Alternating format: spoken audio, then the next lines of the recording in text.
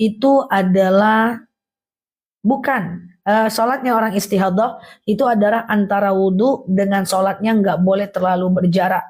Puasa bukan tanggal 7, puasa Asyura itu 10 Muharram, masih lama teman-teman ya. Masih lama ya teman-teman ya. Tanggal 16 Juli nanti ya. Tadi aku sampaikan ceramah yang tadi sore karena mereka ketemu aku masih lama. 1 bulan lagi, makanya tadi aku sampaikan ya.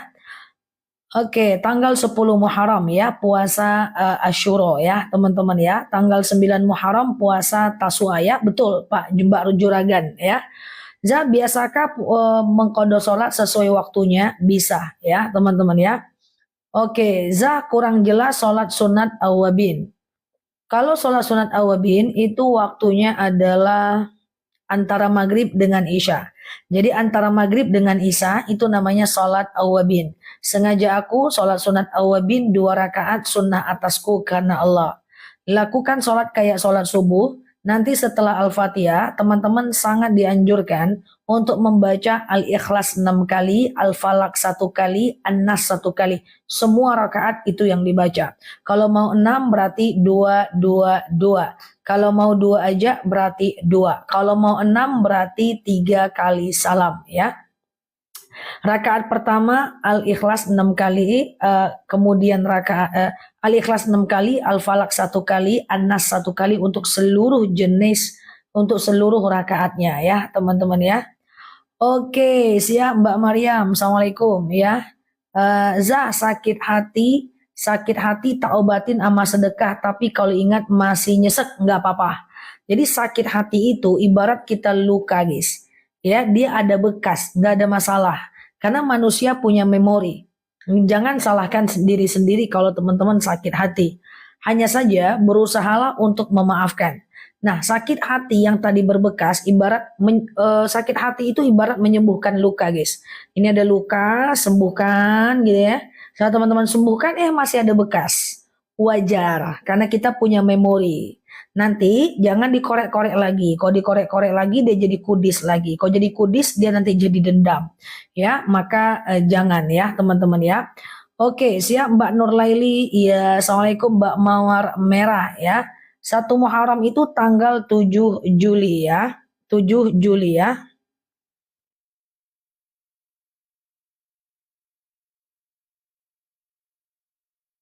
Oke, 6 nggak usah ya, 7 Juli ya. Oke, siap ya teman-teman ya. Yang baru mampir boleh share-share tautannya ya guys. Ustazah, bagaimana dan apa hukumnya? Ya, musola di rumah bersampingan dengan WC kamar. Nggak ada masalah teman-teman, nggak ada masalah ya. Antara musola dengan WC kamar nggak ada masalah. Yang penting kita wudhu dalam WC pun nggak ada masalah. Hanya saja kalau kita wudhu dalam WC, kita hapus dulu ya. Kita siram dulu. Setelah kita siram, lalu kemudian kita boleh melakukan wudhu ya. Oke, sehat ya teman-teman semua di sana ya. Siap Mbak Iricis, Mbak Citunggal, Mbak Bawel ya. Siap Mbak Virgo. Udah umur 30 tahun aku belum dapat jodoh Ustazah. Ya, tidak ada masalah. Itu pasti ada hikmahnya ya. Jangan-jangan pas dapat jodoh malah nanti tidak amanah. Pokoknya ikuti aja alur itu ya.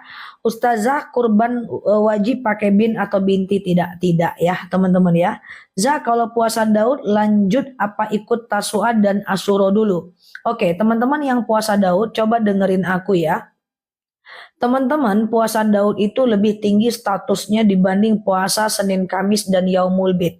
Jadi kalau teman-teman udah puasa Daud, boleh di skip aja Senin, Kamis, dan Yaumul Bid. Tapi kalau teman-teman berhadapan dengan puasa tahunan seperti puasa Tasu'a, Asyura, ya puasa Tarwiyah, puasa Arafah, itu boleh di skip dulu puasa Daudnya. Ya, lakukan puasa tahunannya. Nanti puasa Daudnya boleh dimulai lagi ya. Oke, sehat ya teman-teman ya. Siap Mbak Erzan, Assalamualaikum warahmatullahi wabarakatuh. Ustazah, suami jarang sholat subuh, hukumnya gimana? Hukumnya ya berdosa ya teman-teman ya. Oke, jadi ingatkan tanpa menyakitinya ya. Ustazah, kalau di wudu dalam kamar mandi yang ada WC-nya, itu gimana? Baca doanya. Baca doanya cukup dalam hati saja. Tutup bibirnya dalam hati ya. Jadi kalau baca doa cukup tutup bibirnya, ucapkan dalam hati ya teman-teman ya, tutup bibirnya, ucapkan dalam hati. Ustazah, kalau bulan Suro boleh nggak puasa sunnah Senin dan Kamis?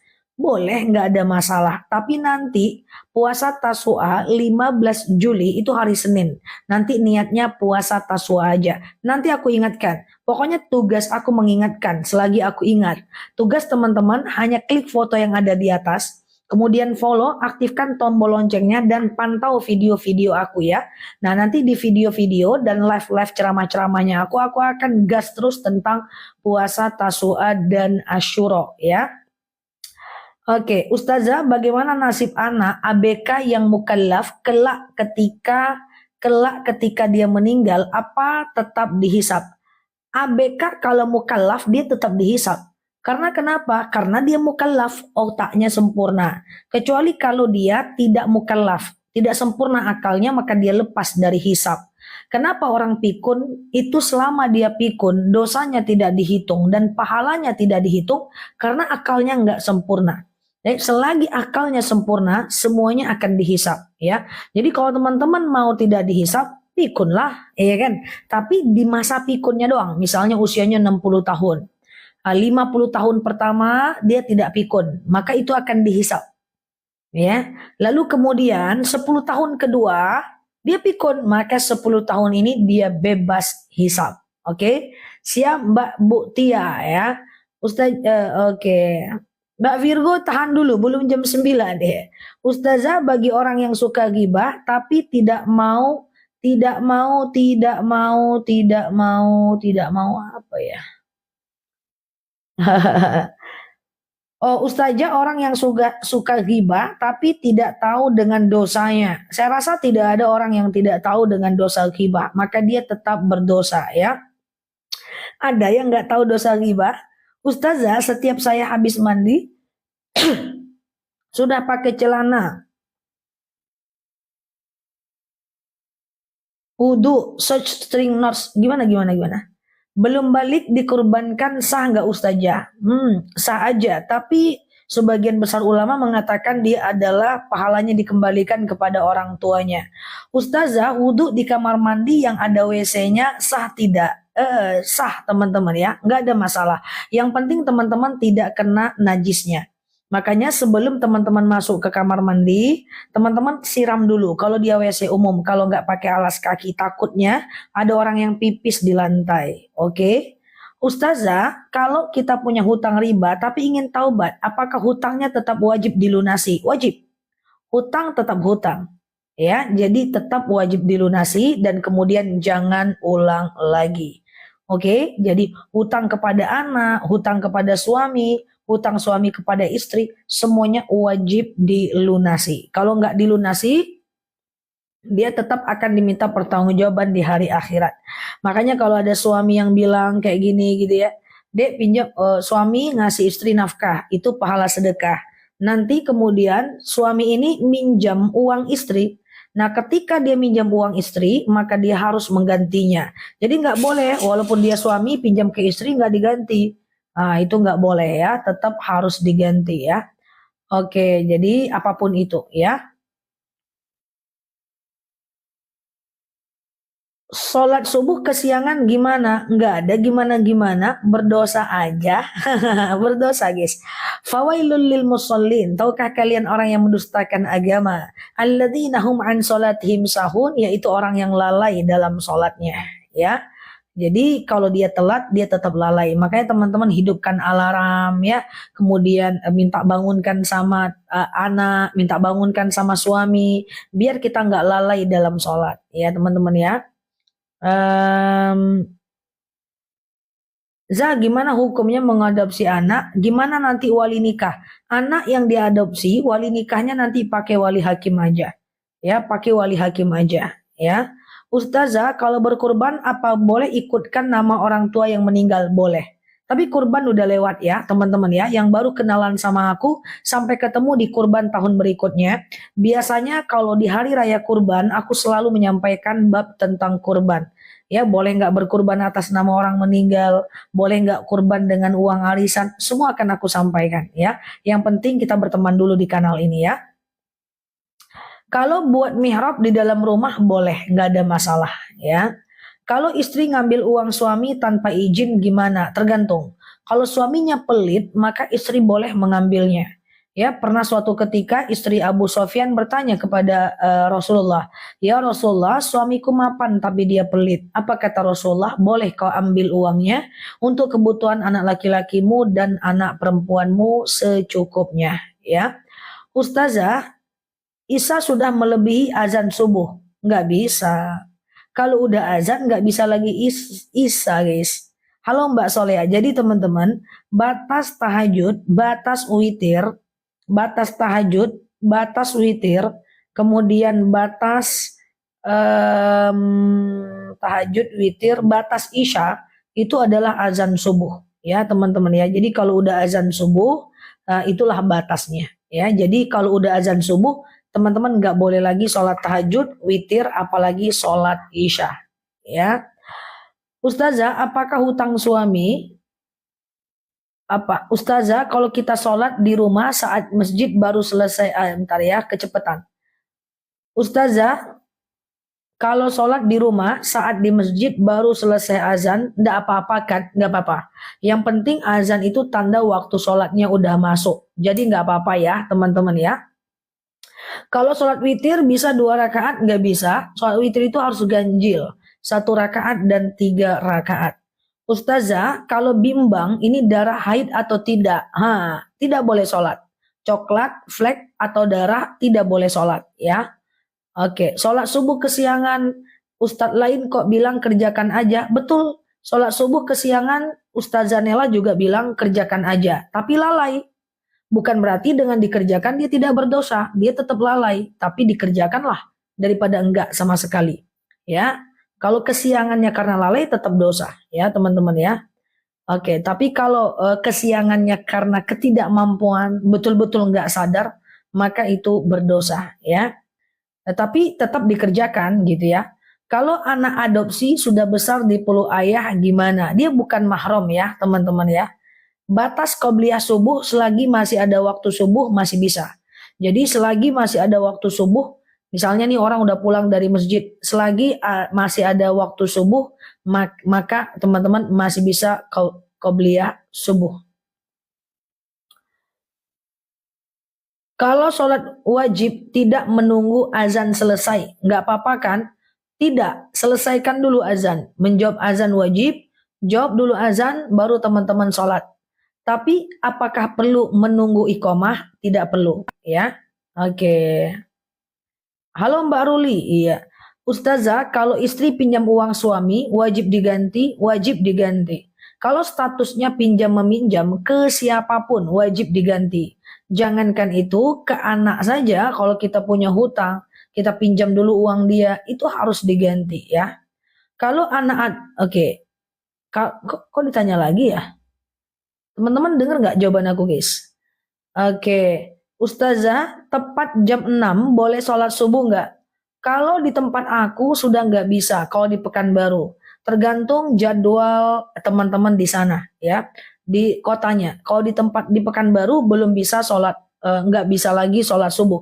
Tapi kapanpun teman-teman terbangun untuk kemudian teman-teman melakukan sholat subuh, itu harus sholat ya. Oke, hukum kerja di bank. Hukum kerja di bank, kalau dia berhubungan dengan kredit, nggak boleh ya. Kalau hari Jumat, apa sudah bisa kita sholat zuhur pada saat khutbah di masjid? Kalau sholat Jumat, teman-teman boleh melakukan sholat zuhur di rumah, selesai azan kedua setelah khutbah. Ya, selesai azan kedua setelah khutbah. Kan ketika orang mau sholat Jumat, itu kan ada azan kedua. Setelah itu boleh sholat ya. Sholat tahajud terus witir, masih ada waktu tahajud lagi, boleh, nggak ada masalah. Ya, witir itu boleh dikerjakan habis isya, tengah malam, di ujung malam, terserah. Dan witir bukan sholat penutup, hanya sebaiknya di penutup diletakkan. Tapi kalau seandainya teman-teman kemudian witir, pengen tahajud lagi kalau masih ada waktu nggak apa-apa. Yang penting witirnya cuman 1 kali aja. Kalau bangun kesiangan pakai sholat qobliyah subuh nggak usah. Kalau waktu subuhnya udah habis, maka teman-teman tidak perlu lagi, nggak usah lah sholat qobliyah subuh. Kecuali kalau waktu subuhnya masih ada. Ya, kalau waktu subuhnya masih ada, teman-teman boleh qobliyah dulu 2 rakaat, lalu kemudian sholat subuh 2 rakaat. Ya, oke. Batas akhir sholat asar itu nggak bisa aku kasih tahu jamnya karena setiap daerah berbeda. Tapi kalau teman-teman mau tahu ciri-cirinya, ciri-ciri batas waktu asar itu adalah kalau teman-teman keluar rumah, teman-teman nanti akan melihat di atas langit itu cahaya merah. Nah, waktu cahaya merah itu muncul menjelang maghrib, maka teman-teman itu boleh melakukan yang namanya tidak boleh lagi melakukan sholat asar ya saat cahaya merah udah ada di langit ya teman-teman ya. Oke, ya betul sekali. Kalau untuk sholat, waktu sholat itu agak rumit guys karena kita beda wilayah ya. Oke, Ustazah, daerah saya subuh 4.40, setengah 6 masih bisa sholat subuh, masih bisa ya teman-teman ya. Kayak aku 4:58, maka setengah 6 masih bisa sholat subuh. Karena syuruknya itu jam 6:20 ya. Ustazah, gimana orang berhutang tapi dari segi harta mampu? Wah, itu berdosa. Ya, hutang riba. Kalau riba tetap berdosa. Ya. Kalau azan zuhur di HP dengan masjid daerah kantor lebih cepat, kita boleh sholat ikutin HP enggak? Nggak apa-apa, selagi dipastikan HP-nya benar, ya. Yang penting dengar azan langsung wudhu, itulah yang terbaik, betul. Zah, kalau azan, ya azan wajib dijawab ya Mbak. Selagi dengar wajib jawab azan. Zah, niat bacakan Al-Fatihah untuk anak yang masih hidup. Untuk anak-anak yang masih hidup, maka teman-teman baca aja Al-Fatihah. Halo Mbak Raisya, ya Allah. Saya baca Al-Fatihah. Dengan Al-Fatihah ini apa yang teman-teman ingin doakan, teman-teman sampaikan aja ya, doa sama Allah. Dan jangan lupa itu antara azan dan iqomah. Halo Pak Sukri, itu doa kita mustajab ya. Antara azan dan iqomah itu doa kita mustajab ya teman-teman ya. Sholat zuhur di hari Jumat gimana sholatnya? Kayak sholat zuhur aja. Jadi waktu orang azan, kan azan pertama khutbah di masjid, azan yang kedua sholat Jumat. Nah, waktu azan kedua sebelum sholat Jumat, setelah selesai azan kedua, teman-teman udah bisa melakukan sholat zuhur di rumah ya. Oke. Ustazah, sholat isya di Taiwan jam 8. Apa masih boleh sholat maghrib jam 8? Oh, nggak bisa lagi Mbak. Jadi isya itu jam 8, 11 menit, masih boleh sholat maghrib jam 8. Nggak bisa Mbak, waktu maghrib pendek ya Mbak. Nggak bisa ya teman-teman ya. Jadi maghrib itu dipercepat ya guys. Karena waktu maghrib itu sangat pendek sekali. Qobliyah subuh tapi azan belum beres. Bereskan dulu azan. Tidak dianjurkan sholat saat azan. Jawab dulu azan, baru teman-teman lakukan yang namanya sholat qobliyah subuh. Apakah bisa sholat taubat setiap hari? Silahkan. Mbak Ruli, cara kode sholat? Ustazah mau tanya, madunya itu. Ya, madu minum seterusnya lah untuk stamina ya teman-teman ya. Ustazah habis tahajud zikir apa dan doanya apa aja? Sebenarnya untuk zikir dan doa terserah aja sih teman-teman ya. Sesuai dengan keinginan teman-teman semua ya. Ustazah, kalau seandainya ambil air wudu, cuman baca niatnya aja, boleh nggak Ustazah? Boleh, karena yang rukun itu cuma niatnya. Ya, siapa Suryas Yamsuri ya. Jadi gini teman-teman, rukun wudu itu pertama adalah niat, kemudian membasuh muka, kemudian tangan, kepala, kaki. Clear, itu aja. Niat, basuh muka, tangan, kepala, kaki. Hanya 4 yang wajib dalam berwudu. Muka, tangan, kepala, kaki. Itu yang wajib dicuci. Yang lain sunnah semua. Ya, nah ada memang bacaan-bacaan pas basuh muka, bacaan pas basuh tangan ketika wudhu, ada bacaannya. Tetapi aku belum menyampaikan memang di video-video aku karena nanti pelan-pelan aku sampaikan. Tapi itu bacaan-bacaan doa ketika teman-teman menyiram muka, menyiram tangan, itu sunnah. Dia tidak wajib. Yang penting niat dan tidak boleh pakai bismillah doang. Sengaja aku berwudu mensucikan diriku dari hadas kecil lillahi ta'ala. Ya, ya, ya, ya. Niat muka, tangannya tinggal Mbak Ara. Niat muka, tangan, kepala, kaki ya. Oke. Ustazah, bentar ya, aku deketin dulu.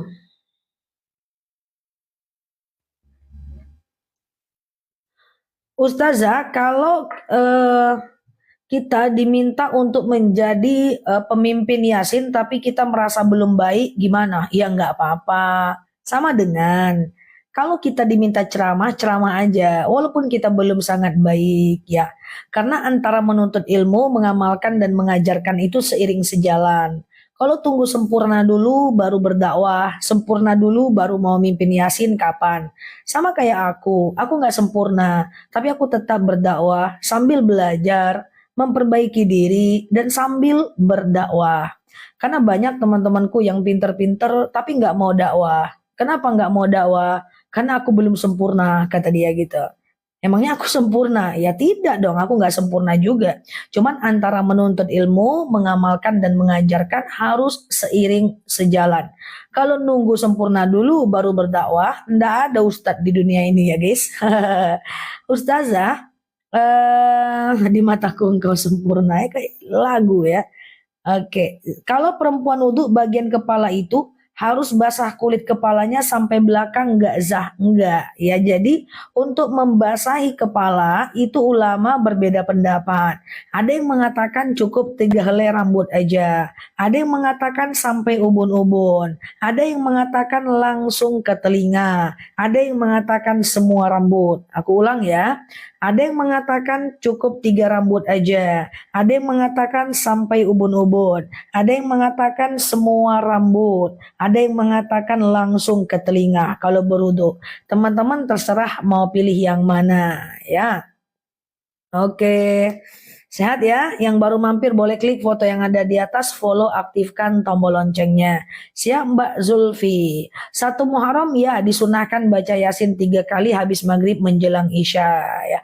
Aku kepengen anakku seperti Ustazah Nela. Halo Mbak Eni, semoga anak-anak teman-teman semua lebih baik dibanding aku ya teman-teman ya. Lebih baiklah dibanding aku ya. Oke insyaallah ya. Pasang susu di masa lalu. Sholatnya sah nggak? Kalau dia bertaubat maka sholatnya tetap sah ya. Halo Mbak Raisya, iya.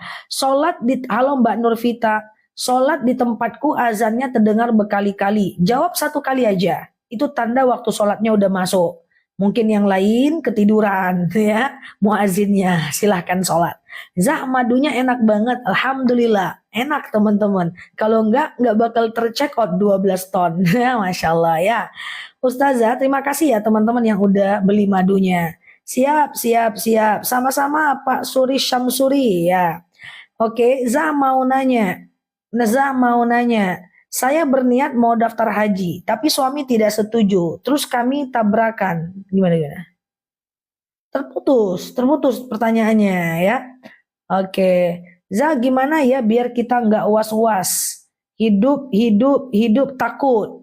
Apa yang teman-teman takutkan? Dikaji dulu apa yang kita takutkan. Takut miskin, perbanyak kerja, kurangi pengeluaran, jadikan dalam bentuk tabungan sehingga nggak was-was kepada masa depan.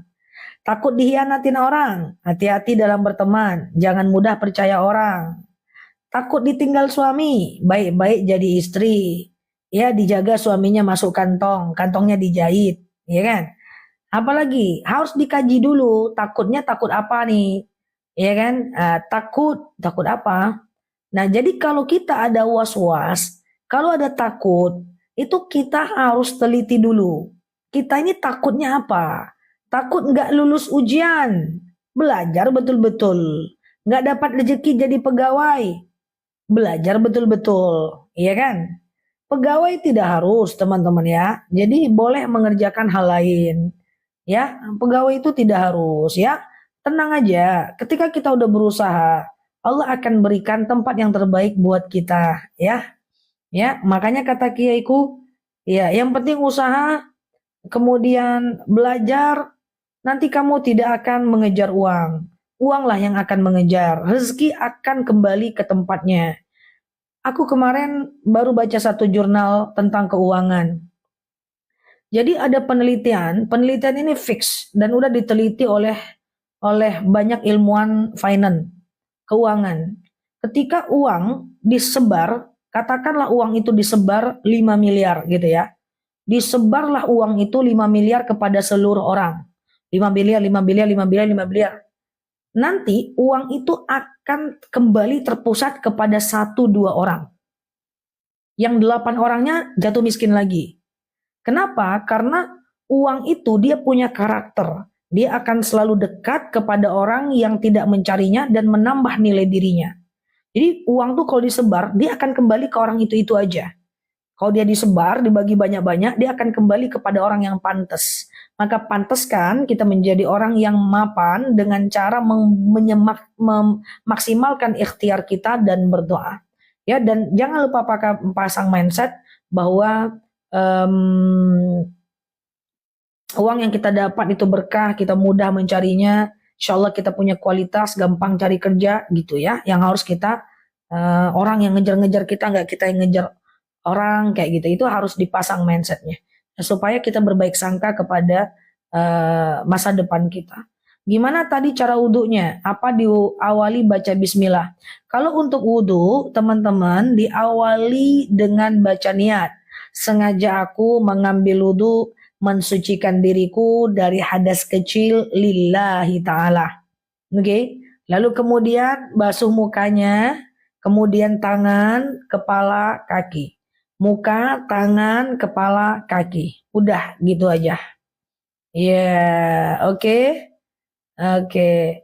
Zah, sholat asar dijamak di waktu maghrib. Mana boleh. Asar ke maghrib nggak bisa, bestoy. Bisanya zuhur asar serta maghrib dan isya. Teman-teman, coba dilihat video aku, video TikToknya aku. Di pojokan kiri atas, itu ada tentang jamak qashar, udah dilihat 7 juta orang. Coba itu diintip-intip ya, mau tidur ya. Nggak bisa Mbak Neda, asar ke maghrib nggak bisa. Yang bisa dijamak itu zuhur asar, kemudian maghrib dan isya ya. Saya nggak pandai ngaji tapi pengen umroh. Nggak apa-apa umroh aja Mbak. Mbak beli Quran Latin sambil umroh sambil baca Latinnya ya. Kalau dikejar-kejar pria yang berhutang gimana? Maksudnya gimana? Saya berniat mau daftar haji tapi suami tidak setuju. Terus kami tabrakan. Gimana sih? Tulisannya yang benar guys. Kasihan ya aku, tolong, tolong. Oke, tulisannya guys. Ustazah, kalau sholat asar telat gantinya gimana? Telat tetap sholat di waktu yang sama ya. Itu lalai. Nggak boleh ya teman-teman ya. Oke, sehat ya. Ustazah, iya. Saya punya anak laki-laki. Gimana caranya biar nurut sama orang tua? Doakan. Rabbi habli minas salihin. Rabbi habli minas salihin. Gitu ya. Oke.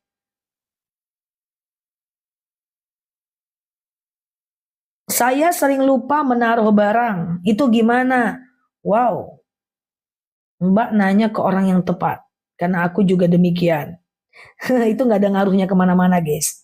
Jadi ada karakter manusia itu namanya adalah sanguinis, korelis, dan gaya belajarnya kinestetis. Itu orangnya suka lupa. Tiket parkir di mana, tadi mobilku di mana, kayak gitu. Itu ya. Duh ini pertanyaan menembus jantung dan pembuluh darahku nih guys. Kok kayak gitu kali guys? Sama kita. Aku gitu juga guys. Iya kan? Nah aku gitu juga. Aku sering dimarah guys waktu sekolah. Lupa terus bawa pena, pinjam kiri kanan. Sampai waktu itu dosen guruku killer. Dia bilang, nanti kepalanya lagi yang tinggal. Aku bilang, iya juga ya Bu, kayak gitu. Tapi kan kepala nempel, nggak mungkin tinggal. Kayak gitu guys. Jadi ada orang yang cara belajarnya itu kinestetik kayak aku, kepribadiannya itu ekstrovert kayak aku. Aku introvert, aku pendiam guys kalau lagi tidur. Kalau lagi bangun aku ekstrovert, aku agak lain, memang agak beda-beda lah kepribadiannya. Itu orang-orang yang kayak kami itu memang tidak boleh punya banyak barang, iya kan? Aku ngajar itu mahasiswaku semua tahu. Aku ngajar cuman bawa handphone doang. Absennya, spidolnya, penanya, semuanya dipegangin oleh ketua kelas. Karena kalau aku beli pena, satu lusin cuma 2 jam tak kemana-mana. Yang aku bingung sekarang sendokku. Setiap aku makan, sendoknya nggak pernah aku makan. Tapi entah kenapa sendok itu selalu hilang. Aku mau menuduh kucingku bom-bom, juga aku takut berdosa. Untung dia binatang. Siapa lagi yang harus kutuduh? Tolonglah. Ya kan, aku pengen menuduh untuk melepaskan emosi penasaranku. Kenapa itu sendokku hilang terus? Jadi udah 1 tahun aku nge-TikTok, inilah pertanyaan yang nggak bisa aku jawab. Jadi aku mohon maaf ya teman-teman, aku keluar dulu, sampai ketemu di live berikutnya. Enggak ya, kayak gitu guys. Ini aja aku tahu enggak teman-teman, aku lagi mikir apa dari tadi. Jam tanganku mana ya? Aku lihat-lihat tadi, mana ya? Kayak gitu guys. Itulah orang-orang yang sanguinis. Tapi ya kita pelan-pelan lah berubah ya. Kok aku jadi curhat? Aku kalau nginap di mana, di hotel, di mall, itu susahnya cari parkiran guys. Habis kali waktuku, mana lah tadi aku parkir. Kapan aku berubahnya? Susah juga ya. Yuk kita lanjut guys. Jangan gitu nanya lagi besok ndak, malu aku jawabnya. Ustazah, apakah beruduk 3 kali semua basuhannya? Beruduk 3 kali teman-teman ya. Beruduk 3 kali ya teman-teman ya. Oke, halo Mbak Esta. Iya, niat Jumatan pakai fardu. Halo Kang Idin, Mama Iva, niat Jumatan pakai fardu ya. Iya guys, aku bikin madu pakai sendok. Yang aku minum cuman madunya, please lah, please. Yang aku minum cuman madunya, real. Tapi sendoknya entah kemana, nggak pernah kutelan kurasa sendoknya itu. Gitulah guys. Oke, Zah, apa itu puasa Taswa? Puasa Taswa itu adalah membedakan diri kita dari orang Yahudi. Jadi nanti kita, halo Mbak Ane, Mbak Aish, Mbak Unililak, iya kan? Jadi nanti kita tanggal 10 Muharram itu puasa Asyura. Supaya beda dengan orang Yahudi, kita tambah 9 Muharram, yaitu puasa Taswa. Iya kan? Iya, itulah. Nggak pernah kebuang sendok itu guys. Ada yang bilang nggak apa-apa pakai eyelash. Eyelash itu antara halal dan haram. Hukumnya syubhat. Tidak ada dalil yang mengharamkan sepenuhnya, Mbak. Dan tidak ada dalil yang menghalalkan sepenuhnya. Hukumnya syubhat. Syubhat itu nggak jelas halal dan haramnya. Orang yang beriman, syubhat itu harus ditinggalkan. Jangan dilakukan ya untuk eyelash. Ya teman-teman ya. Ada yang bilang pakai celana boleh. Dia takut teman-teman pusing. Lalu dia bilang pakai celana itu boleh. Padahal nggak boleh. Iya kan. Pas ditanya, hei kenapa lu bilang pakai celana boleh? Nanti jemaah tuh pusing Nel. Biar aja lah. Nah, ada yang kayak gitu ya. Teman-teman tuh temenku sendiri tuh. Jangan ya teman-teman ya. Oke, aku teman-teman pusing nggak apa-apa sama aku. Ya gitu ya teman-teman ya. Gitu. Oke silahkan teman-teman ya. Ustazah, sendoknya nggak pernah kutelan. Tapi hilang satu persatu. Loh, kok Mbak curhat juga? Kok sama kita? Satu frekuensi kita nampaknya nih. Ya. Ustazah, apakah berudu harus 3 kali? Ya, 3 kali ya teman-teman ya. Ustazah, kalau udah pernah sulam alis, ya sudah. Ya, yang lalu biar berlalu ya teman-teman ya. Ustazah, kalau sholat asar, udah kelewat waktunya, cara bayarnya gimana? Tetap sholat di waktu yang terlewat itu, ya. Tetap sholat di waktu yang terlewat itu, tapi tetap lalai ya, teman-teman ya. Tetap berdosa maksudnya. Suami cemburu dengan mantan suami yang dulu sampai tidak boleh sholat berjemaah. Gimana Zah? Oke, coba pindah sholat berjemaahnya. Ada dalil, idza sta'zana nisa'akum fil lail ilal masjid fa'zu lahunna. Jika istri kalian meminta izin untuk ke masjid, maka izinkanlah dia. Ya, jadi idealnya suami mengizinkan. Tapi kalau di masjid itu ada mantan, suaminya tidak mengizinkan, itu wajar sih. Takutnya terjadi lagi tatapan mata yang tidak diinginkan. Wajar sih ya teman-teman ya. Semua diharamkan, enggak ngelihat live aku halal ya teman-teman ya. Ustazah jamnya bagus banget, pengen beliin lagi buat anakku. Jam habis tanggal 7 baru ada ya, tanggal 7 Juli ya teman-teman ya. Ustazah keluar darah tapi ragu haid atau bukan. Ini udah aku jawab tadi. Kalau keluar darah jangan sholat ya. Oke, sehat ya teman-teman ya. Amalan di bulan Muharram, teman-teman banyak banget. Nanti teman-teman yang mau amalan di bulan Muharram, teman-teman boleh ke channel aku, udah aku upload untuk malam ini ya teman-teman ya. Ceramah aku tadi sore. Di antaranya adalah muhasabah, kemudian teman-teman baca doa awal tahun akhir tahun ya. Kemudian Mam Sekar, thank you ya. Kemudian puasa Tasu'a dan Asyura ya. Kemudian teman-teman dianjurkan untuk melakukan yang namanya bersedekah lebih banyak gitu ya. Dan memberi nafkah istri lebih banyak guys. Di bulan Muharram memberikan nafkah kepada istri dinaikin guys. Makin gede pahalanya. Madu Zah boleh, teman-teman boleh madu, boleh beli madunya ya teman-teman ya. Nanti aku mau buka etalase untuk yang mau beli madu agak cepat karena aku mau pamit sebelum jam 10 ya teman-teman ya, karena mau jemput saudaraku ke airport ya, pulang haji ya teman-teman. Jadi aku harus jemput, makanya aku lebih awal tadi live-nya. Nggak apa-apa ya teman-teman ya. Jam habis, madu ada ya. Oke, Mbak Kresna, silahkan ya. Oke. Za, apa doanya biar bisa sabar seperti Ustazah? Teman-teman mengira aku sabar ya?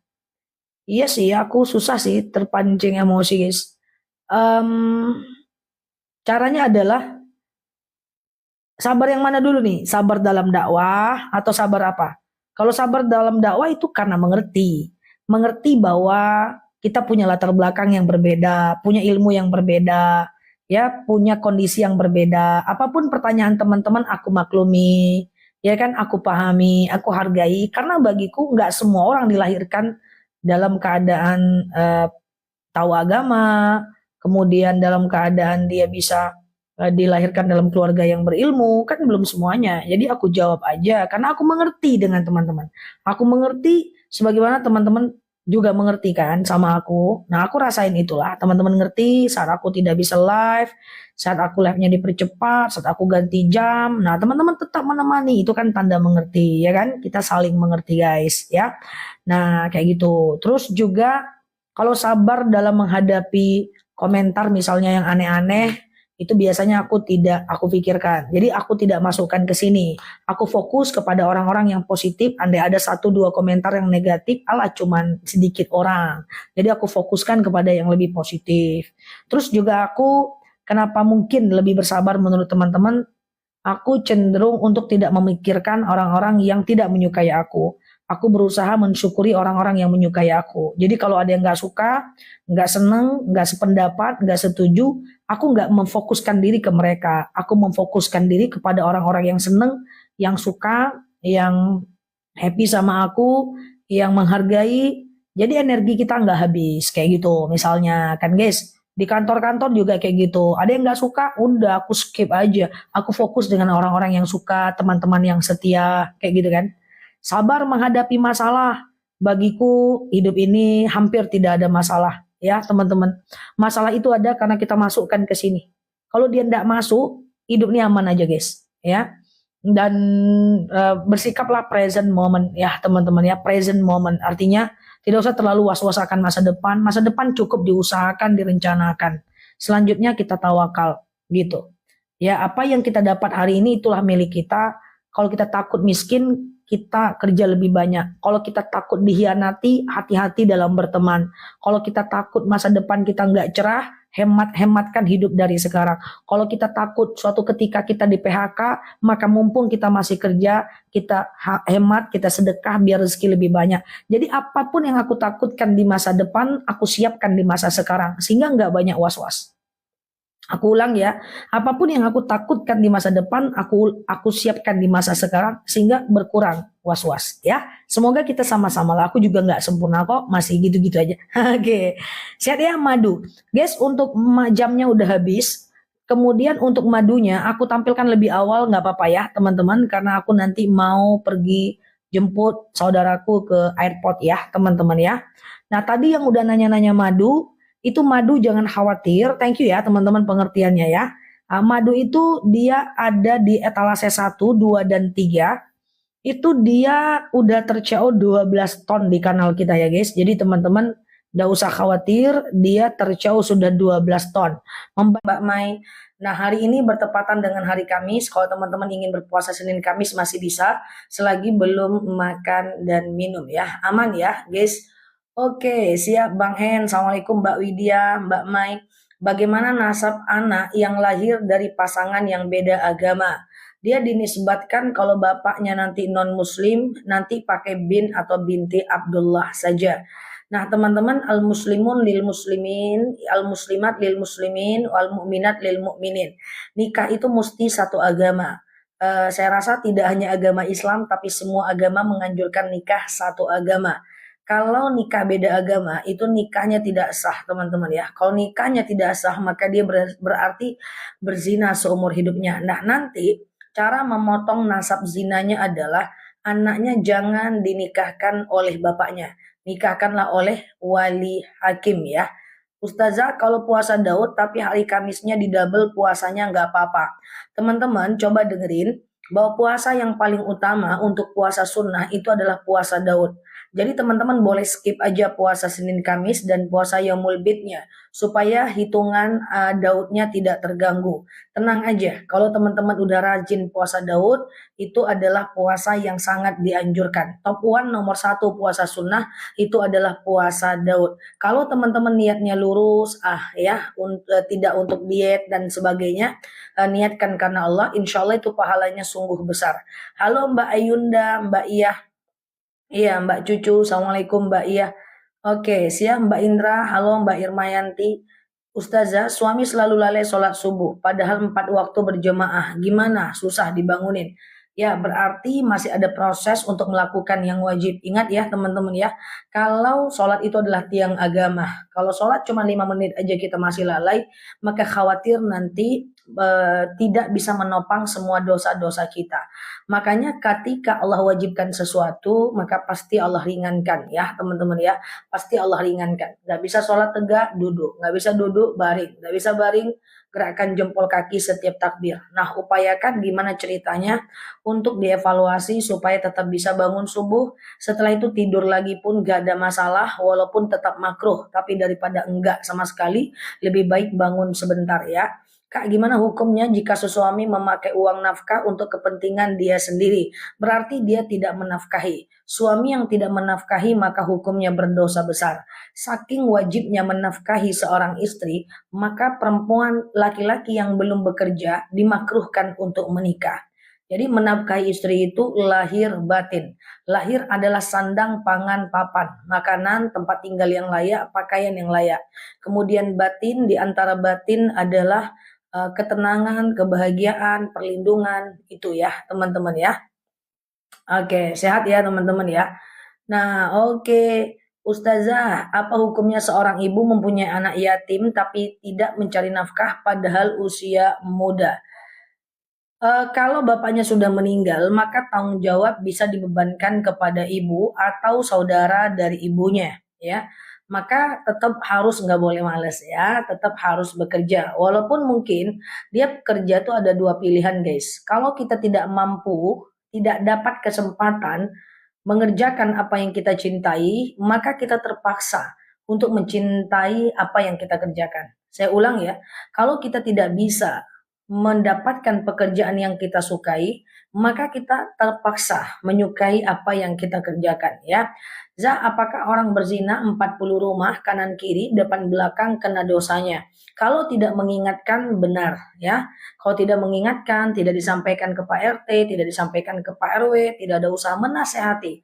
Ingat ya, menasehati bukan membuka aib. Kadang-kadang ada orang yang berzina diarak keliling kampung, itu nggak boleh, itu membuka aib. Jadi Islam ini agama yang santun ya teman-teman ya. Jadi kalau ada orang berzina segera dibubarkan saja. Suruh dia pindah atau kemudian panggil walinya, kalaupun tidak selesaikan atau dikasih. Ini kalian masih mau zina nggak? Kalau kalian masih mau zina, maka kami akan sampaikan kepada wali kalian. Kalau tidak, tolong berhenti. Jadi jangan dibuka aibnya dengan mengaraknya keliling kampung. Karena kemarin ada laporan ke aku, satu desa yang mana ada orang berzina, lalu dia diarak keliling kampung.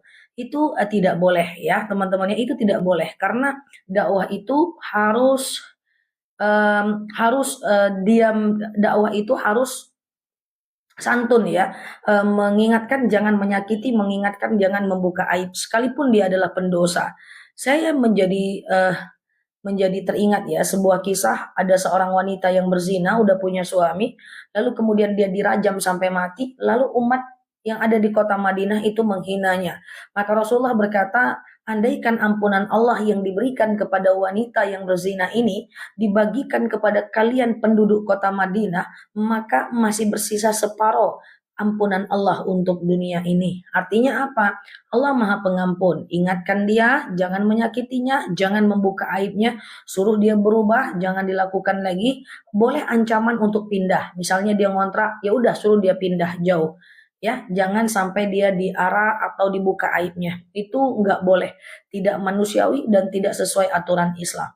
Ya, di sidang boleh, tapi usahakan sidang kecil dulu karena masih satu kali, ya kan? Oke, Ustazah, apa sunat kalau kuat bolehkah? Hah? Ustazah, apa hukumnya suami tidur selalu pisah dengan istri selama 1 minggu? Kalau kedua-duanya ridho, nggak ada masalah ya.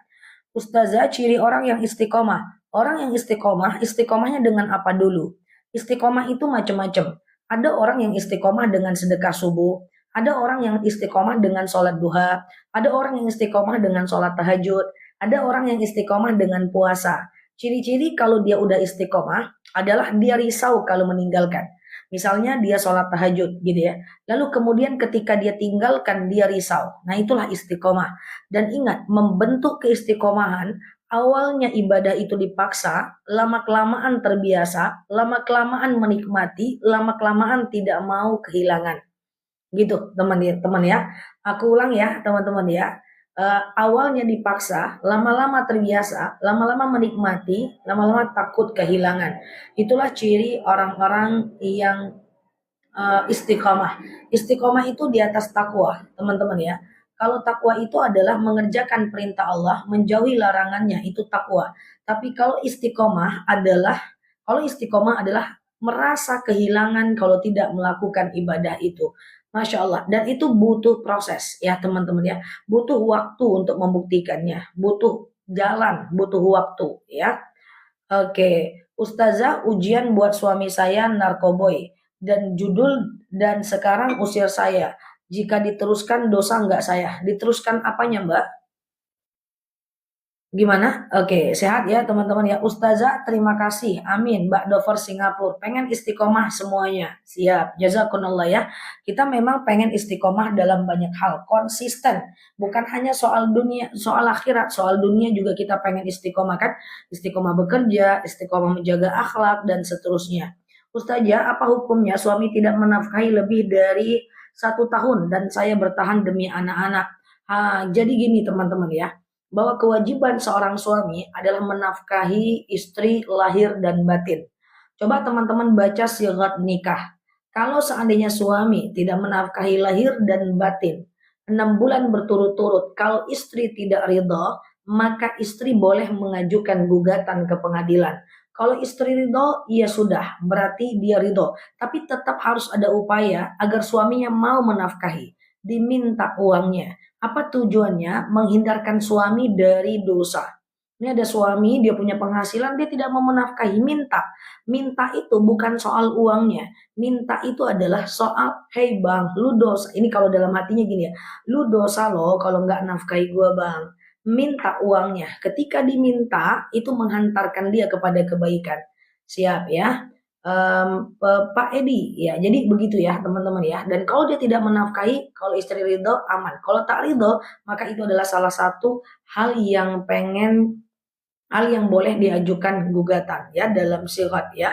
Ustazah 2 tahun tidak berhubungan intim dengan suami. Apakah nunggu masa idah kalau menikah lagi? Perceraian tidak terjadi ketika hanya tidak berhubungan intim. Halo Mbak Eli, Mbak Isti, Mbak Azima. Perceraian terjadi itu hanya karena beberapa sebab. Satu, seorang suami menjatuhkan talak kepada istrinya. Yang kedua, istri mengajukan gugatan ke pengadilan untuk suaminya. Saya ulang ya, cerai itu hanya terjadi kalau seorang suami, halo Mbak Soleha, seorang suami mentalak istrinya, atau seorang istri mengajukan gugatan ke pengadilan, atau salah satunya murtad keluar dari agama, itu jatuh talak. Kalau dia cuma tidak berhubungan badan, atau suaminya kabur gitu ya, atau istrinya kabur, tetapi tidak ada akad perceraian, maka dia belum bercerai. Kalau kemudian perempuan itu ingin menikah, caranya dia harus pergi dulu ke pengadilan. Buat dulu surat cerainya, baru kemudian dia bisa menikah ya teman-teman ya. Oke, Mbak Sartia, Mbak Anfield ya, macam-macam ya problemnya ya. Suami tidak menafkahi, ya enggak ini ya, oke ya. Semoga Allah mudahkan. Ustadz, ya harus cerai dulu betul, harus cerai dulu, baru kemudian perempuan itu boleh menikah ya, atau cerainya itu laki-lakinya yang ngomong ya, aku talak engkau, maka habiskan dulu masa idah, baru kemudian dia boleh menikah dengan orang lain ya. Agama Islam ini masih boleh bercerai ya, walaupun ada syaratnya ya, biar tidak berdosa. Perceraian bukan karena hawa nafsu, tapi karena ada salah satunya melanggar maksiat dan tidak memenuhi kewajibannya ya. Tapi kalau agama agama lain itu tidak boleh berpisah ya, misalnya agama Nasrani gitu ya, atau Kristiani gitu ya, itu seumur hidup mau nggak mau, suka nggak suka, itu juga yang harus, mau enak nggak enak udah nggak boleh berpisah ya, itu agama lain. Tapi agama Islam masih ada yang namanya talak, masih ada yang namanya khulu, masih ada yang namanya fasah, masih ada yang namanya gugat. Karena agama Islam itu agama yang menurutku lebih manusiawi ya teman-teman ya. Apakah istiqomah sudah pasti bertakwa? Oh ya, teman-teman, karena posisinya tinggi. Mbak Darti, Mbak sini, Ustazah, kalau mau suami menggantungkan pernikahan, tapi istri mau nikah lagi, istri harus mengajukan gugatan dulu ke pengadilan. Kemudian bawa surat nikah, ajukan gugatan, mediasi, lalu kemudian terjadi perdebatan sedikit, saksi, bukti, turun surat cerai, baru istri bisa menikah lagi ya. Nah, sama dengan kasus bagaimana kalau suami tidak menafkahi. Kalau suami tidak menafkahi, istri tidak ridho, maka istri boleh mengajukan gugatan. Ya, teman-teman ya. Nah, Ustazah, bagaimana cara supaya istiqomah? Nah, cara biar istiqomah, aku beritahu beberapa cara. Cara yang pertama, misalnya nggak dikasih nafkah, terus laki-lakinya tidak mau cerai. Nggak usah minta dia bercerai. Perempuan itu nggak bisa menceraikan. Ya, tapi perempuan itu harus pergi ke pengadilan. Nanti hakim yang menjatuhkan cerai untuk suaminya. Ya, nah kalau dia nggak mau cerai, pergi aja ke pengadilan. Tapi ini bukan kampanye supaya bercerai ya guys. Repot nanti akun kampanye perceraian. Repot gitu ya. Nah, tapi ini adalah hukum ya, hukum yang aku sampaikan. Nah, aku mau sampaikan tadi cara istiqomah. Ya, cara istiqomah itu adalah diantaranya adalah satu, mulai dari hal kecil, teman-teman ya. Misalnya teman-teman ingin istiqomah apa? Ingin istiqomah sholat sunnah gitu ya. Maka mulai dari 2 rakaat dulu. 2 rakaat, 2 rakaat, 2 rakaat, 2 rakaat, nah ya, sampai 40 hari atau 50 hari. Kalau teman-teman udah risau meninggalkan, baru teman-teman lanjut ke ibadah lainnya. Kalau istiqomah itu tidak bisa langsung buru-buru. Dia butuh menjaga mentality dari hal kecil. Ya teman-teman ya, dari hal kecil yang penting konsisten. Awalnya dipaksa, lama-kelamaan terbiasa. Tapi kalau di hal kecil biasanya dia jauh lebih mudah. Ya, karena dimulai dari hal kecil. Karena istiqomah itu kan kebiasaan. Intinya hanya kebiasaan kan teman-teman. Makanya aku selalu bilang mulailah sedekah subuh dari yang kecil-kecil aja ya teman-teman ya. Nggak bisa dia mendadak. Oh lagi semangat ikut live ustazah langsung sholat duhanya 12 rakaat. Nggak akan bertahan ya teman-teman ya. Jadi mulai dari hal kecil. Apakah eh, tetap nunggu masa idah kan sudah lama nggak berhubungan? Ya, setelah cerai tetap ada masa idah. Masa idah tuh tujuannya bukan sekedar menentukan dia hamil atau tidak, tapi untuk menentukan apakah kedua-duanya ada perubahan pikiran atau tidak untuk kemudian rujuk. Jadi masa idah itu ada dua fungsinya. Pertama, kalau dia pernah berhubungan badan, tujuannya masa idah itu adalah masa tenggang, si istri nggak boleh nikah dengan orang lain, itu adalah tujuannya jangan-jangan istrinya hamil atau memberikan jeda kepada mereka itu untuk kemudian berpikir ulang. Jangan-jangan dia bisa lebih baik, bisa rujuk lagi. Apakah pakaian ihram bisa dijadikan kain kapan? Bisa. Pakaian ihram Rasulullah dipakai oleh Siti Khadijah ketika Siti Khadijah meninggal dunia. Maka Siti Khadijah itu adalah istri yang sangat baik, hartanya banyak tapi dimanfaatkan untuk mengikuti sunnah. Hartanya banyak tapi dimanfaatkan untuk menolong agama Allah. Waktu radhiyallahu anha Khadijah itu meninggal dunia, dia cuma minta satu permintaan kepada Rasulullah. Apa permintaannya? Dia minta pakaian ihram Rasulullah dijadikan sebagai kain kafannya. Itulah yang menyebabkan pakaian ihram boleh dijadikan sebagai kain kafan. Ya, Ustazah, masa iddah itu berapa bulan? Jadi begini, teman-teman. Teman-teman yang baru mampir, boleh klik foto aku yang di atas, tap-tap layarnya, share-share tautannya ya. Kita belajar bersama di kanal ini. Aku jelaskan tentang talak dan masa idah. Tapi sebelumnya, apakah aku kecepatan? Enggak kan, guys? Aman ya, bisa dipahami ya, teman-teman ya. Aku mau jelasin tentang talak dan masa idah sebentar saja. Jelas ya, aku nggak kecepatan ya, guys. Kalau dia bercerai, misalnya nih talak satu, suaminya bilang, "Ku talak kamu." Atau suaminya bilang, "Kita cerai aja lah." Maka dalam syariat Islam itu jatuh talak namanya. Nah, ketika jatuh talak, talaknya masih talak satu, itu masa tunggunya adalah masa idahnya itu adalah 3 bulan atau 3 kali haid, 3 kali suci dari haid. Nah, selama 3 bulan ini mereka boleh rujuk. Mereka boleh rujuk kapan saja. Ya, tidak perlu ada kalimat rujuk. Mereka cukup bai'an aja. Nah, itu adalah masa idah. Nah, selama masa idah ini perempuan tidak boleh nikah dengan orang lain. Perempuan harus jaga kehormatan di hadapan orang lain. Karena ini adalah masa idah 3 bulan. Di mana harapan agama Islam munculnya syariat masa idah supaya jangan-jangan mereka bisa rujuk lagi. Tapi setelah kelamaan, setelah 3 bulan, itu perempuan kalau udah habis masa idah 3 bulan, itu perempuan boleh nikah lagi dengan orang lain.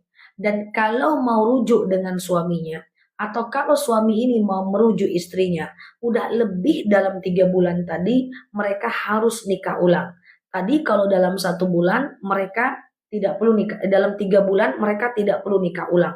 Tapi kalau udah lebih 3 bulan, perempuan ini boleh nikah dengan orang lain atau perempuan ini boleh rujuk dengan suaminya tapi harus nikah ulang. Ya nikah kayak nikah.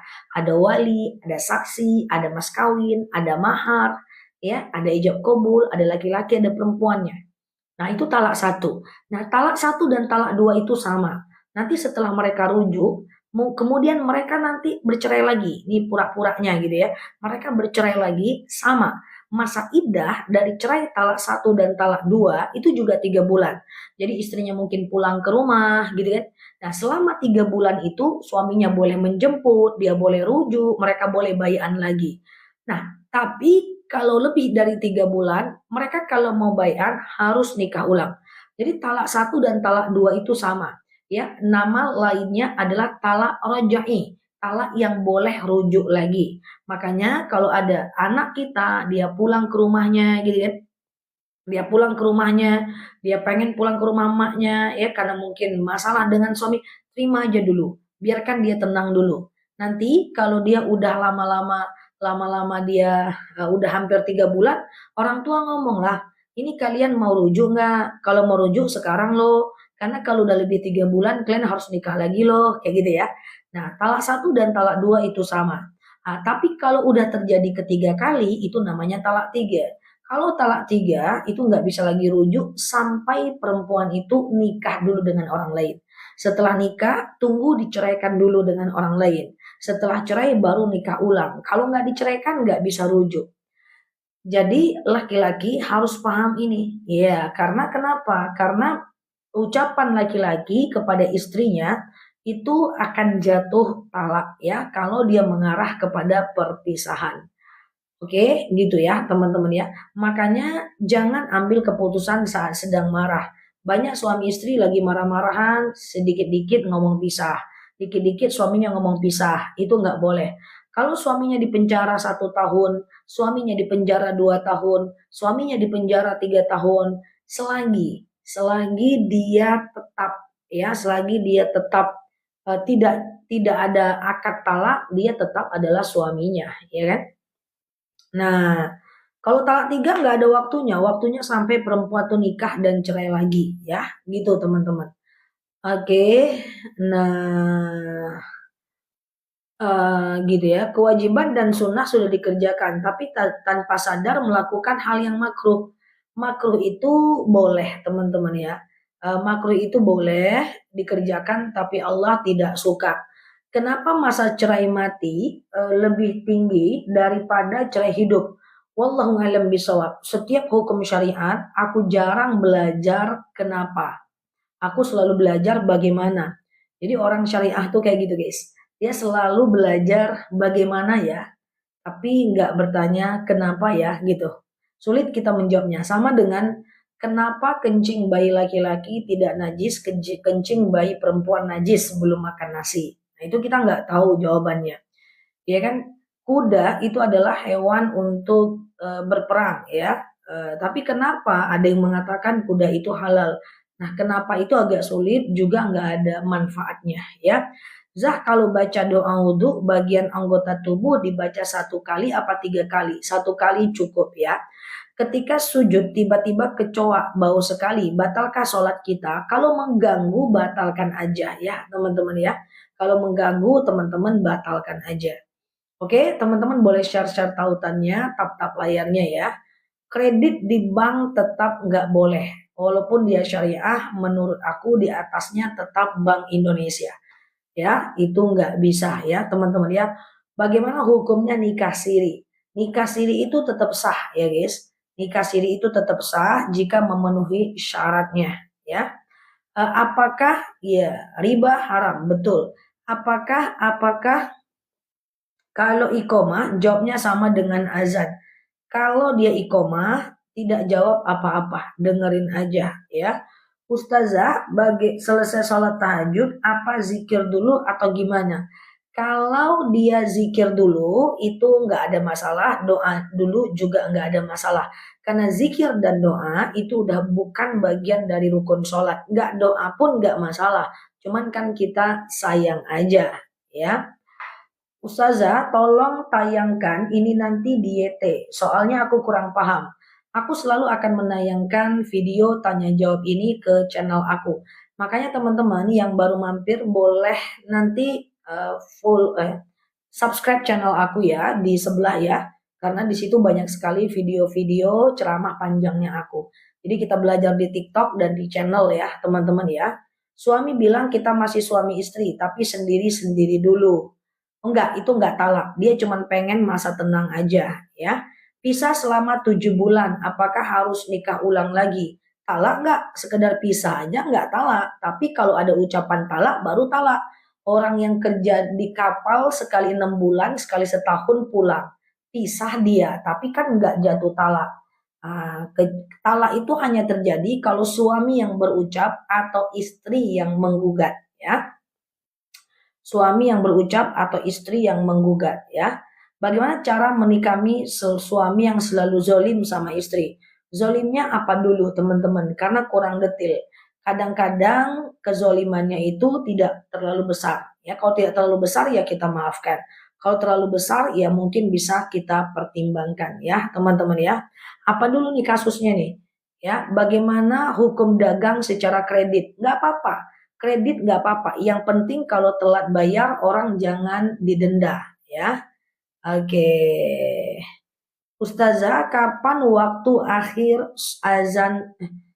Kapan waktunya sudah azan subuh atau kalau sholat fajar itu lakukan setelah azan subuh sebelum sholat subuh ya. Setelah azan subuh sebelum sholat subuh ya teman-teman.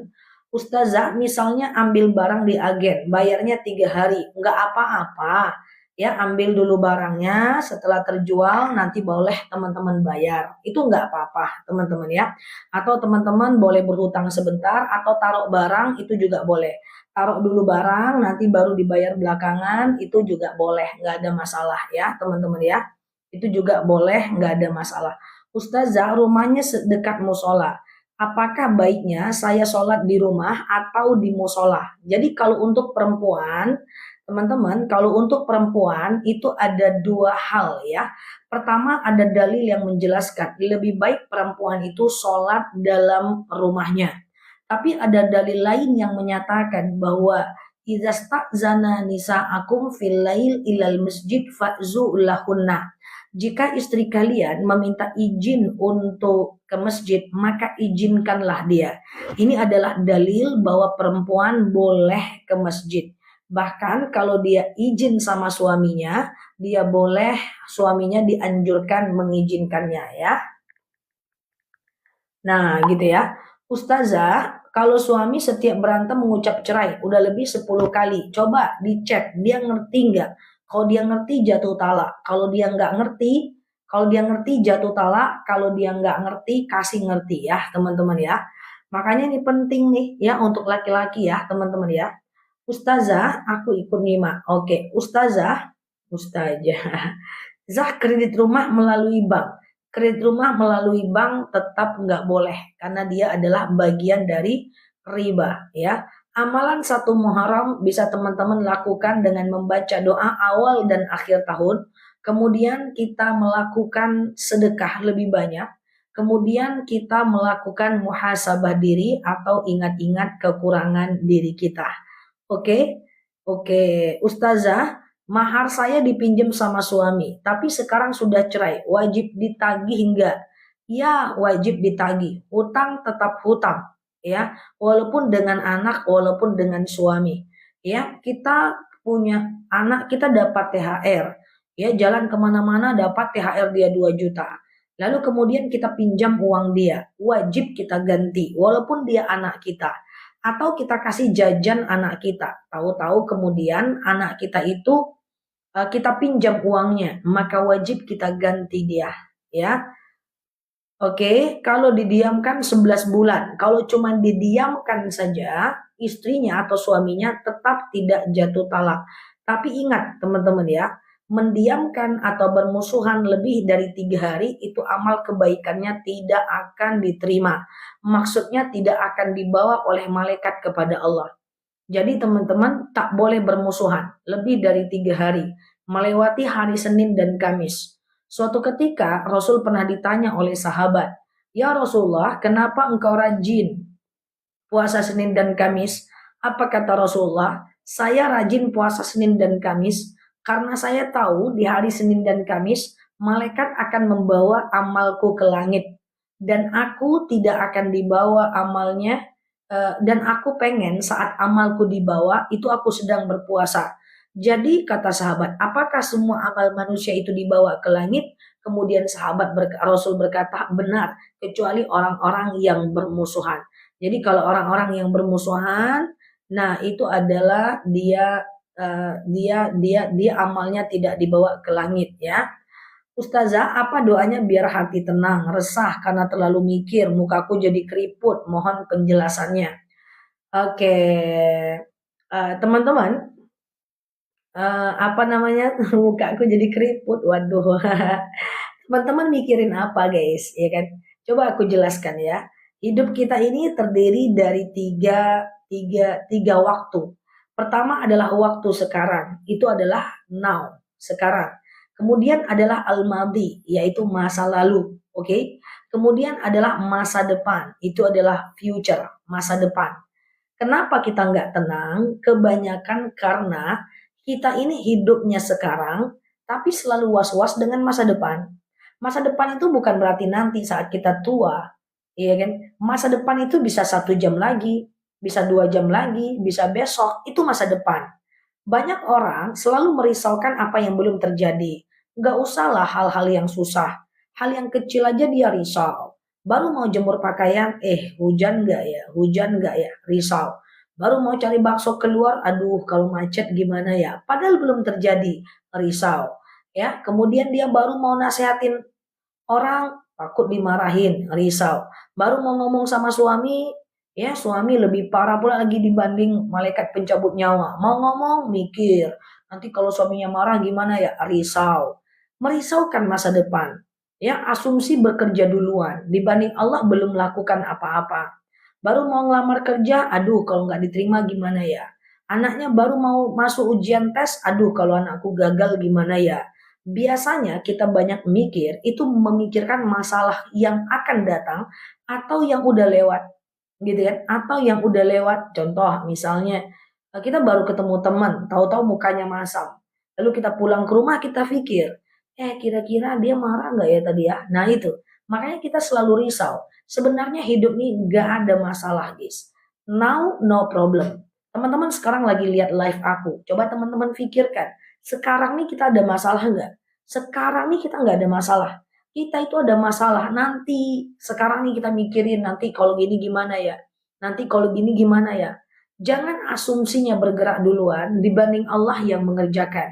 Kadang-kadang nasib kita itu nggak seburuk kita bayangkan. Pikiran kita itu jauh lebih buruk dibanding kenyataan. Jadi teman-teman, usahakan kita untuk memikirkan masa depan boleh direncanakan, tapi tidak boleh was-was kepada masa depan.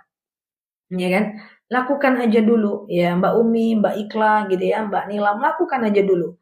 Teman-teman mau melakukan apa, lakukan aja dulu. Jangan terlalu was-was dengan masa depan. Sayangi diri, usia udah berapa, masa nggak mau bahagia dalam hidup? Kita kan berhak untuk bahagia. Yang membuat kita bahagia itu bukan orang lain, tapi bahagia itu kita yang cipta, kita yang rasa, ya. Gitu ya, teman-teman. Yang dipanggil ustazah itu yang seperti apa? Panggilan ustazah itu biasanya yang melekat kepada orang yang telah memberikan nilai pada orang lain, nanti orang itu akan menamakan dirinya ustazah, ya. Ustazah boleh tidak jual rambut yang udah dipotong, tidak ada larangan. Zah kakak kandung pinjam duit, bilang mau bayar kalau mobilnya laku.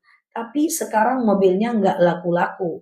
Nah, kalau kayak gitu akadnya adalah dibayar saat mobil laku. Nah, itu adalah hak teman-teman. Boleh minta aja walaupun mobilnya nggak laku. Itu nggak ada masalah, ya. Oke, minta aja teman-teman ya. Kalau diminta dia nggak mau, nanti ada dua pilihan. Pertama ikhlaskan, yang kedua jangan diikhlaskan. Nanti di akhirat dia akan mencari kita.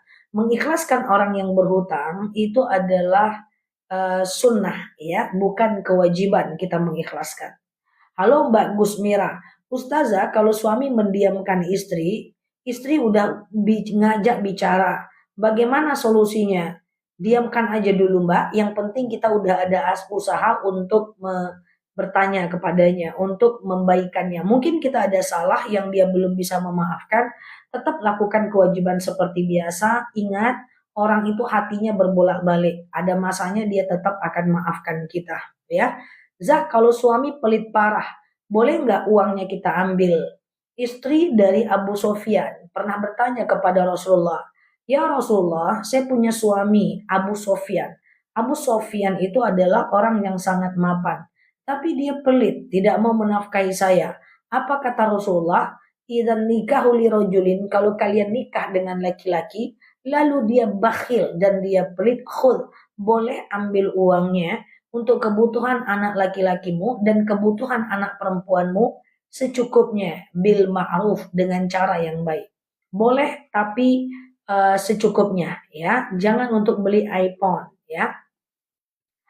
Ustazah kalau diberi warisan udah dijual lalu diminta lagi, disuruh mengembalikan, jangan dikembalikan. Bahwa Warisan itu adalah hak kita. Kalau dia udah hak kita, mana bisa warisan diminta lagi? Nggak bisa, ngadi-ngadi ya. Ustazah, kalau risau tentang masa depan anak gimana? Nggak boleh. Tahu nggak teman-teman teori law of attraction? Ketika kita menyatakan atau memberikan konfirmasi kepada otak kita, aduh kalau nanti anakku nggak dapat kerja gimana ya? Aduh kalau nanti anakku nganggur gimana ya? Aduh kalau nanti anakku begini gimana ya gitu ya. Itu memberikan sinyal kepada otak kita itu akan terjadi. Ingat teman-teman ya, ana inda zanni abdi. Saya berada dalam prasangka hamba saya. Jadi kita harus membayangkan masa depan yang baik-baik. Apa tujuannya? Biar kita itu menjadi baik. Jangan mengattract atau mengungkit seakan-akan masa depan kita itu buruk. Jangan. Hati-hati nanti itu jadi doa, ya. Itu jadi doa. Saya kemarin barusan menasehati seorang ibu yang dia itu mengeluhkan anaknya. Aduh, anak saya itu lagi susah, Za. Saya kenal dengan anaknya. Saya bilang, enggak Bu, itu cuma perasaan ibu aja. Anak ibu enggak susah, ya. Bahkan dia renovasi rumah. Cuman anaknya itu selalu ngeluh sama orang tuanya itu nggak susah ya, yang susah itu yang nggak punya rumah, yang nggak punya apa-apa gitu ya. Jadi jangan, ibu harus bilang bahwa anak ibu itu mapan. Ketika prasangka mapan itu ada, nanti dia akan jadi kenyataan ya. Kalau hibah boleh diambil lagi nggak? Alasannya karena sakit yang memberikannya itu. Hibah nggak boleh diambil lagi.